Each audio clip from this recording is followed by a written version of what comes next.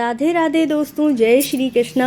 आप कहीं भी किसी भी मंदिर में जाते हैं तो आपको क्या क्या सामान लेकर जाना चाहिए, इस पे मैंने वीडियो डाली हुई है, आप ज़रूर देखिएगा। और ये बहुत ही सुंदर मंदिर है जिसके मैं आज दर्शन करवाने वाली हूँ। जो बड़ा मंदिर है, लक्ष्मी माता का मंदिर, दुर्गे माता का मंदिर, उसके भी दर्शन करवाऊंगी। और जो वहाँ ज्योति जल रही होती है उसके अगर आप दर्शन कर लेते हैं तो आपकी जो भी मनोकामना है, जो भी इच्छा है वो पूर्ण हो जाती है। तो जो ज्योत जल रही है उसके दर्शन अवश्य कीजिएगा। वीडियो में बने रहिएगा, चैनल को सब्सक्राइब कर लीजिएगा। माता रानी के इतने सुंदर दर्शन आज तक आपको नहीं मिले होंगे। अगर आपने यह शक्तिपीठ देखा हुआ है तो कमेंट करके ज़रूर बताइएगा। अगर नहीं देखा है तो भी पूरी वीडियो में मेरे साथ बने रहिएगा, एक एक जगह के दर्शन करवाऊंगी। मैं जब इस मंदिर में गई तो हम लोग दोपहर के समय पहुंच गए थे इस मंदिर में, और हम लोगों को पूजा करते करते रात हो गई थी। तो सोचिए ये कितना बड़ा मंदिर है।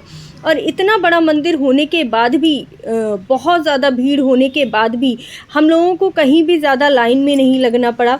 कहीं ज़्यादा ऐसा महसूस नहीं हुआ कि बहुत थक गए हैं, क्योंकि माता रानी के दर्शन इतनी अच्छी तरह, इतनी आसानी से हो रहे थे कि बहुत ही खुशी मिल रही थी। और ये लिखा हुआ है कि माता रानी, जो यहाँ पर माता रानी है उनकी क्या कथा है। यह देवी तालाब मंदिर है जो तालाब के बीच में बसा हुआ है। जो मंदिर है वह तालाब के ऊपर है। तो बहुत ही सुंदर तपोभूमि है ये, बहुत ही सुंदर लगता है यहाँ आकर। आपके मन को इतनी शांति मिलती है जब आप माता रानी के दर्शन करते हैं, माता रानी की ज्योति जलाते हैं तो आपको माता रानी के दर्शन होते हैं। बहुत ही सुंदर लगता है। राजा दक्ष की जो यज्ञशाला थी, जब सती देवी ने यहाँ पर अपने प्राण त्यागे थे तो भोलेनाथ ने उनके अंगों को जगह जगह बिखेर दिया था। तो एक अंग उनका यहाँ आकर गिरा था, तो इसीलिए इसे शक्तिपीठ कहा गया। शक्तिपीठ के दर्शन कर लेने मात्र से ही माता रानी प्रसन्न होती हैं और आपकी मनोकामना पूर्ण करती हैं। तो सबसे पहले हम पहुँचे हैं त्रिपुर मालिनी मंदिर के अंदर, जो बहुत ही सुंदर मंदिर है। भीड़ थी, थोड़ा सा परेशानी हो रही थी दर्शन करवाने में, लेकिन मैंने अपने कैमरे को ऑन ही रखा क्योंकि आप लोगों को दर्शन करवाना बहुत ज़रूरी था। तो सबसे पहले ये शीतला माता मंदिर पहुँचे हैं हम लोग। यहाँ पर ज्योति जलाई जाती है, जो भी आपकी मनोकामना होती है वह मांगी जाती है। माता रानी की कृपा आप पर बरसती रहे, माता रानी आपसे हमेशा प्रसन्न रहें, इसीलिए एक ज्योत माता रानी के समक्ष ज़रूर ही जलानी चाहिए। और थोड़ी ही दूर पर माता रानी का एक हिडोला सा बनाया गया है, जिस पे माता रानी को बिठाया गया है, और उस पे झूला झुलाने का भी बहुत ज़्यादा महत्व है। इसीलिए माता रानी को वहाँ पर झूला झुलाया जाता है। एक पीपल वृक्ष के सामने एक दीपक जलाया जाता है। इसीलिए मैंने अपनी पिछली वीडियो में भी दिखाया है कि मैंने बहुत सारे दीपक तैयार कर लिए थे, घी का पूरा डिब्बा रख लिया था और रुई भी रखनी थी, जिससे कि मुझे वहाँ पर मंदिर में दिया जलाने में परेशानी ना हो। मैं दिए भी घर से ही लेकर गई थी, लेकिन वहाँ पर ना एक टोकरी में बहुत सारे दिए रखे रहते हैं। आप वहाँ से दिए ले सकते हैं, स्टील के हैं, मिट्टी के हैं, आप वहाँ से दिया लीजिए और वहाँ पर दीपक जला सकते हैं। घी और बाती अपने घर से ही ले जाइएगा। और इसके पश्चात ये हिडोला देखिए, यहाँ पर माता रानी विराजमान है, शीतला माता, यहाँ पर उन्हें झूला झुलाया जाता है। अब ये त्रिपुर मालिनी मंदिर है, बहुत ही सुंदर है, पूरा कांच का बना हुआ मंदिर। और इस समय नवदुर्गा चल रहे हैं तो इसीलिए फूलों से सजा हुआ इतना प्यारा लग रहा था। आप भी माता रानी के दर्शन कीजिए और माता रानी की कृपा प्राप्त कीजिए। आपको एक बार भी माता रानी के दर्शन हो जाएंगे ना, तो आप समझ लीजिएगा कि आपके ऊपर माता रानी की कृपा है। सभी लोगों को हर जगह जाना संभव नहीं हो पाता है, लेकिन ये एक ऐसा माध्यम है जिससे आप घर बैठे ही माता रानी के दर्शन कर सकते हैं, उनकी कृपा प्राप्त कर सकते हैं। ये देखिए, इधर साइड में गणेश भगवान है और दूसरी तरफ बजरंगबली महाराज विराजमान है और बीच में माता रानी विराजमान है, जो बहुत ही सुंदर लगती हैं।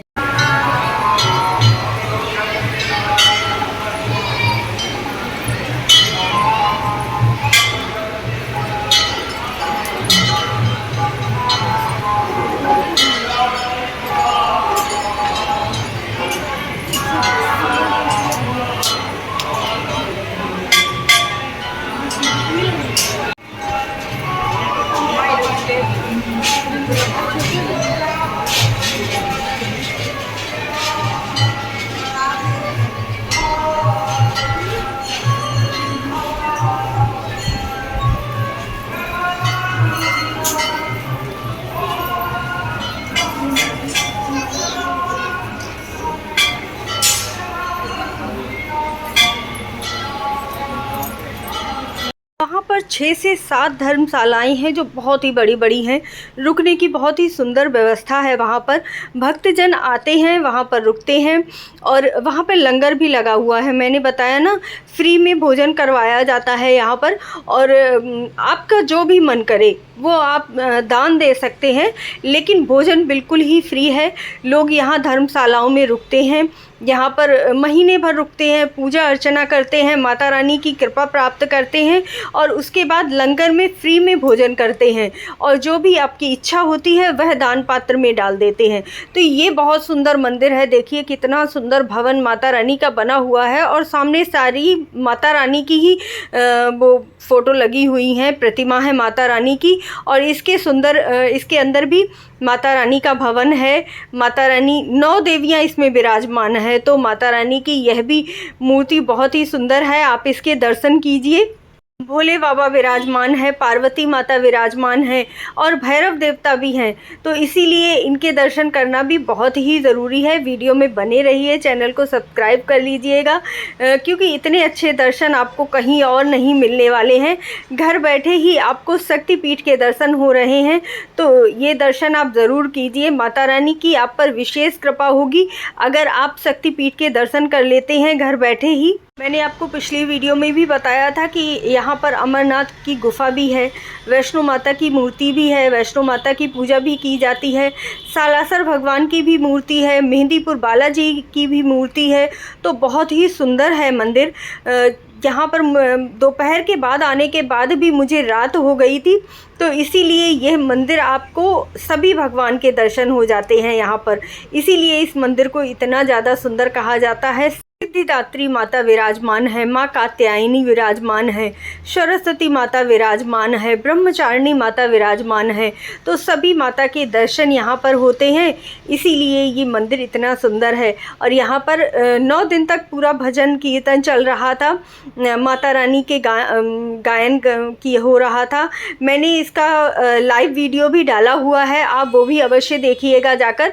ज़्यादा टाइम का नहीं डाल पाई क्योंकि मुझे लॉन्ग वीडियो भी बनानी थी, तो मैंने थोड़ा सा लाइव वीडियो डाला है जिसमें माता का कीर्तन चल रहा था, तो वो भी आप ज़रूर सुनिएगा जाकर।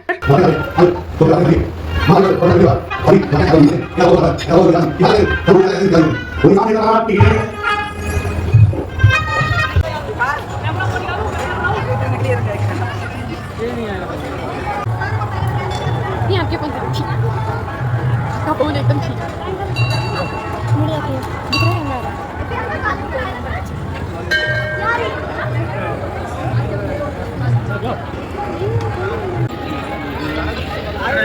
और अब हम जा रहे हैं राम भगवान के दर्शन करने के लिए। राम भगवान का मंदिर है यहाँ पर।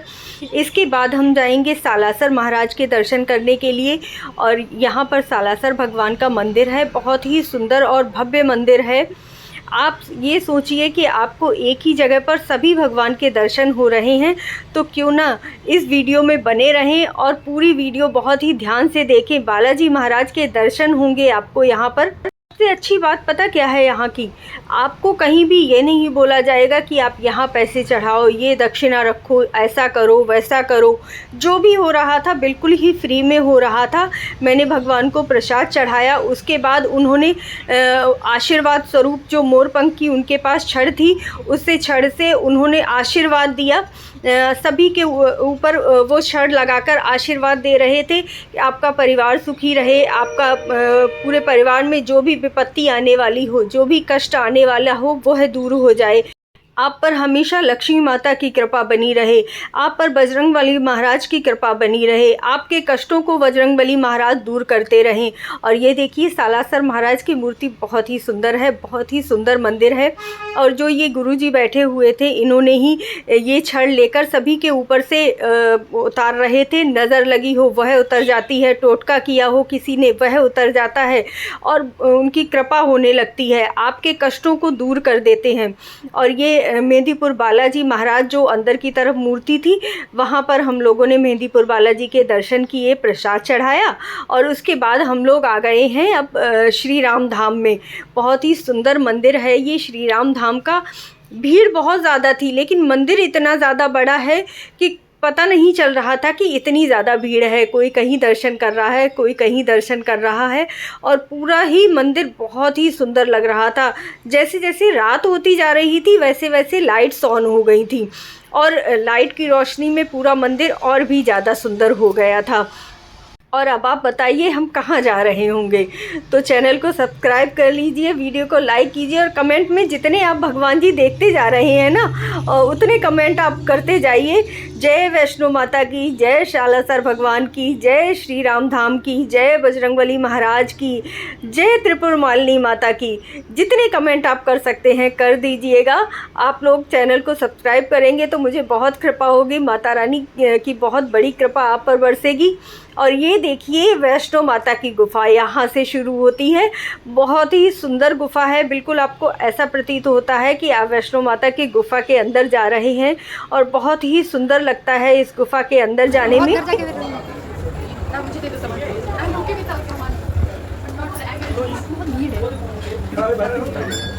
पानी भी दिखाएगा, पानी दिखा दे। ये हम लोग गुफ़ा के अंदर जब जा रहे थे ना तो पूरा झुककर जाना पड़ता है। बहुत छोटी सी जगह है, वहाँ से निकल के और नीचे पूरा पानी भरा हुआ है।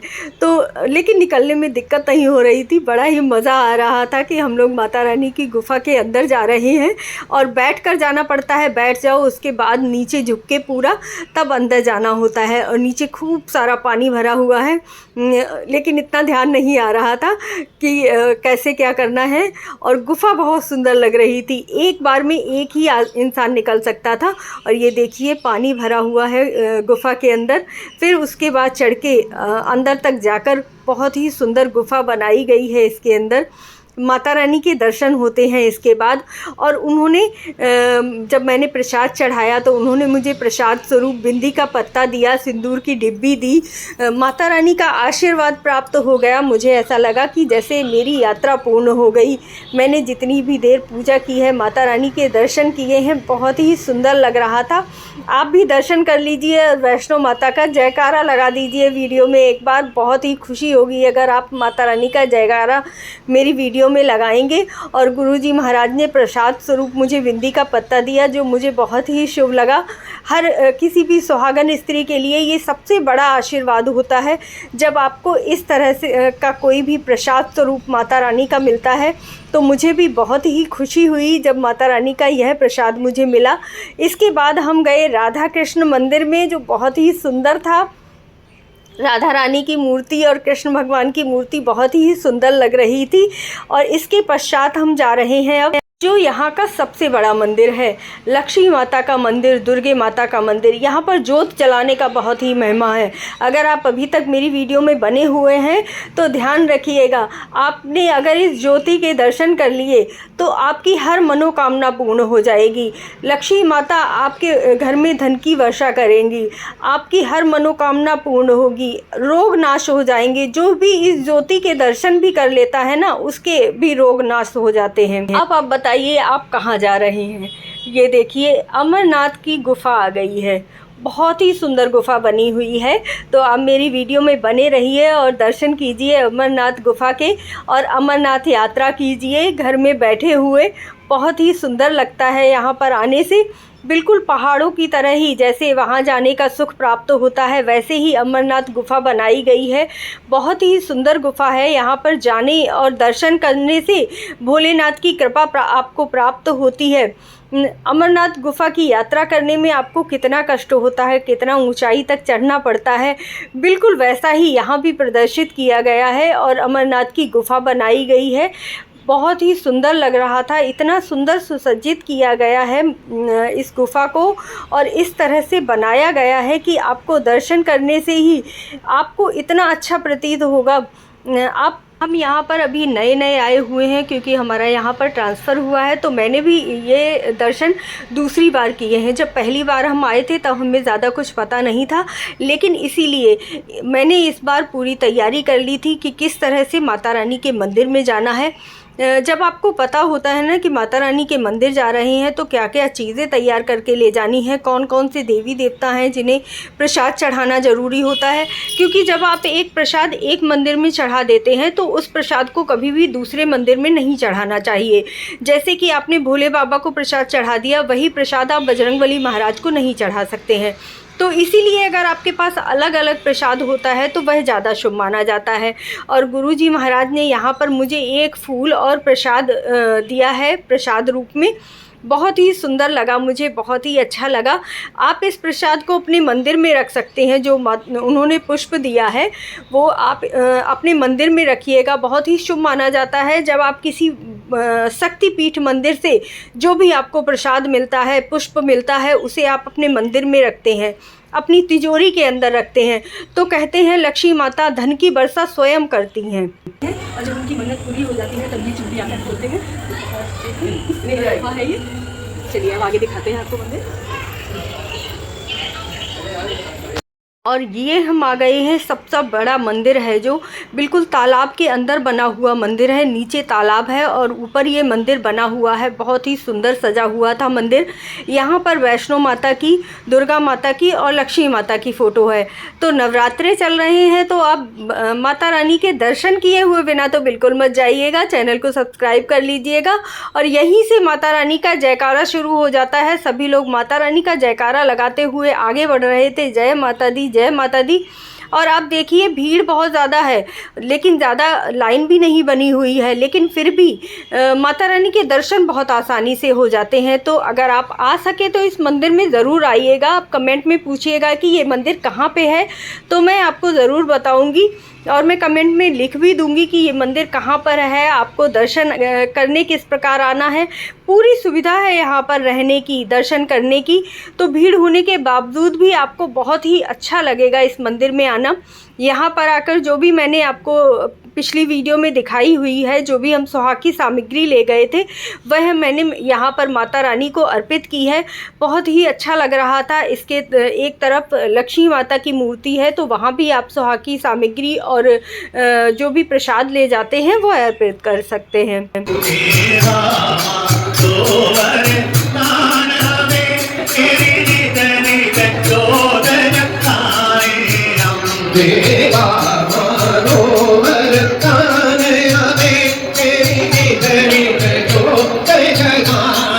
और ये देखिए यहाँ पर आप दुर्गा माता के दर्शन कर सकते हैं। कितना सुंदर लगता है ना यहाँ पर माता रानी के दर्शन करना। और इसके एक तरफ वैष्णो माता है और दूसरी तरफ लक्ष्मी माता के दर्शन होते हैं। तो आप भी कीजिए माता रानी के दर्शन। प्रसाद स्वरूप सभी के ऊपर जल छिड़का जाता है। माता रानी की कृपा होती है तो आपको आशीर्वाद स्वरूप वो भेंट भी देते हैं। किसी को चुनरी दे रहे थे, किसी को सिंदूर दे रहे थे, तो इस तरह से आपको भेंट भी मिलती है। और यहाँ बाहर आकर माता रानी के समक्ष दीपक जलाना भी बहुत ही शुभ माना जाता है। मैंने आपको बताया था कि मैंने दीपक की व्यवस्था घर से ही कर ली थी। तो वहाँ पर क्या होता है कि आपको दीपक रखे हुए मिल जाते हैं, बस आपको घी ले जाना है और रुई ले जानी है। और इस तरह से माता रानी की आरती स्वयं भी कर सकते हैं। दीपदान करना किसी भी जगह बहुत ही शुभ माना जाता है, इसीलिए आप कभी भी किसी भी मंदिर जाते हैं तो दीपदान की व्यवस्था अवश्य कर लीजिएगा। आपको पूरा व्रत का फल मिल जाता है, पूरी पूजा का फल मिलता है इस दीपदान करने से ही, इसीलिए दीपदान अवश्य कीजिएगा। आप मेरी वीडियो में पूरी बने रहे, इसके लिए धन्यवाद। माता रानी की कृपा आप पर बरसती रहे। चैनल को सब्सक्राइब कर लीजिएगा। इसी तरह की वीडियो से बने रहने के लिए और धार्मिक कथाओं से जुड़े रहने के लिए मेरे चैनल से भी जुड़े रहिए। आप लोग मेरे साथ रहेंगे तो मेरा प्रोत्साहन और ज़्यादा बढ़ेगा और आपको इस तरह की वीडियो मैं दिखाती रहूँगी। प्लीज़ जय माता दी, जय माता दी कमेंट ज़रूर कीजिएगा।